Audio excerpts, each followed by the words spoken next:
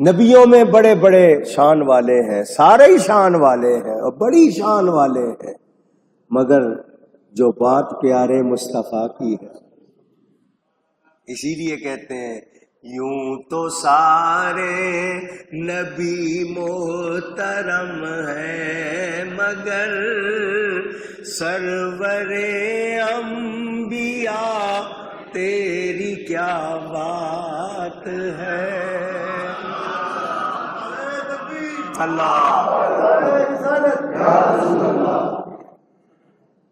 نبیوں نے بھی مانا کہ جو شان ان کی ہے وہ ہماری، بڑی شان والے، کوئی نبی ادنا نہیں ہے مگر میرا نبی سب سے اعلیٰ ہے۔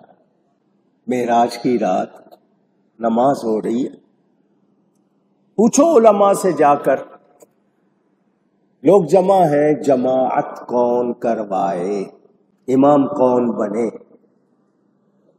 فقہا نے لکھا ہے، میں نے اپنی کتاب مسئلہ امامت میں بھی یہ بات لکھی۔ مثال کے طور پر 100 آدمی جمع ہیں تو 100 آدمیوں میں امام کون بنے؟ وہ بنے گا جو سب سے زیادہ اچھا قرآن پڑھتا ہے،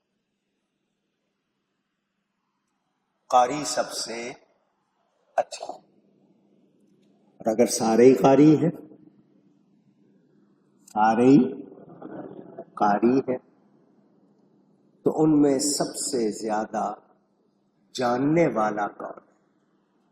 عالم کون ہے سب سے زیادہ؟ سارے ہی عالم ہیں، سارے ہی عالم ہیں، بزرگ سب سے زیادہ کون؟ شان والا سب سے زیادہ کون؟ عمل کرنے والا سب سے زیادہ کون؟ اس میں بھی سب برابر ہیں تو حسن والا سب سے زیادہ کون؟ سوال آتا ہے۔ اب معراج کی رات سارے نبی موجود ہیں، آدم علیہ السلام سے لے کر عیسیٰ علیہ السلام تک تمام نبی موجود، سارے ہی عالم ہیں، سارے ہی شان والے ہیں۔ نبوت سے بڑا منصب کون سا ہوتا ہے؟ سارے ہی ہیں، مگر جبریل نے میرے نبی کا ہاتھ پکڑ کے آگے کیا۔